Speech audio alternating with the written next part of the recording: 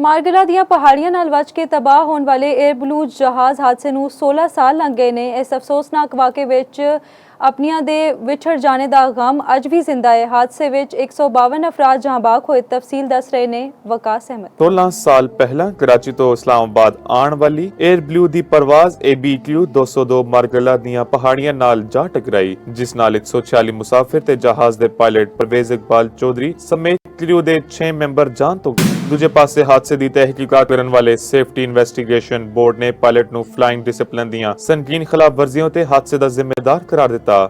Report ਦੇ ਮੁਤਾਬਿਕ pilot ਨੇ ਆਪਣੇ ਆਪ ਨੂੰ ਗੈਰ ਮਹਿਫੂਜ਼ ਸੂਰਤ-ਹਾਲ ਵਿੱਚ ਪਾ ਲਿਆ। ਖਰਾਬ ਮੌਸਮ ਵਿੱਚ ਜਹਾਜ਼ ਨੂੰ ਥੱਲੇ ਲਿਆਵਣ ਲਈ ਸੰਗੀਨ ਖਿਲਾਫਵਰਜ਼ੀ ਕੀਤੀ ਗਈ। ਪਾਇਲਟ ਇਸਲਾਮਾਬਾਦ, ਪਿਸ਼ਾਵਰ ਤੇ ਲਾਹੌਰ ਦੇ ਮੌਸਮ ਦੀ ਸੂਰਤ-ਹਾਲ ਤੋਂ ਵਾਕਿਫ ਸੀ। ਕ੍ਰੂ ਨੇ 에ਅਰ ਟ੍ਰੈਫਿਕ ਕੰਟਰੋਲ ਟਾਵਰ ਤੋਂ ਮੌਸਮ ਦੀ ਸੂਰਤ-ਹਾਲ ਤੇ ਹਵਾ ਦੇ ਰੁਖ ਬਾਰੇ ਮਾਲੂਮਾਤ ਹਾਸਲ ਕੀਤੀਆਂ ਸਨ। ਕੰਟਰੋਲ ਟਾਵਰ ਨੇ ਹਵਾ ਦਾ ਰੁਖ ਬਾਈਂ ਪਾਸੇ ਹੋਣ ਦੇ ਨਾਲ-ਨਾਲ ਗਹਿਰੇ ਬੱਦਲਾਂ ਦੀ ਵਜ੍ਹਾ ਤੋਂ ਰਨਵੇ ਦੀ ਅਦਮ ਦਸਤਿਆਬੀ ਬਾਰੇ ਅਗਾਹ ਕੀਤਾ। ਜਹਾਜ਼ ਨੇ 7:41 ਉੱਤੇ ਕਰਾਚੀ ਦੇ ਜਨਾਹ ਇੰਟਰਨੈਸ਼ਨਲ 에ਅਰਪੋਰਟ ਤੋਂ ਉਡਾਨ ਭਰੀ। 9:41 ਉੱਤੇ ਇਸਲਾਮਾਬਾਦ 에ਅਰਪੋਰਟ ਉੱਤੇ ਕਲਾਈਮ ਕੰਟਰੋਲ ਟਾਵਰ ਨਾਲ ਰਾਬਤਾ ਮੁਨਕਤਾ ਹੋ ਗਿਆ। ਇਸ ਦੌਰਾਨ ਜਹਾਜ਼ ਹਾਦਸੇ ਦਾ ਸ਼ਿਕਾਰ ਹੋ ਗਿਆ। ਵਕਾਸ ਅਹਿਮਦ, ਚੌਪਾਲ,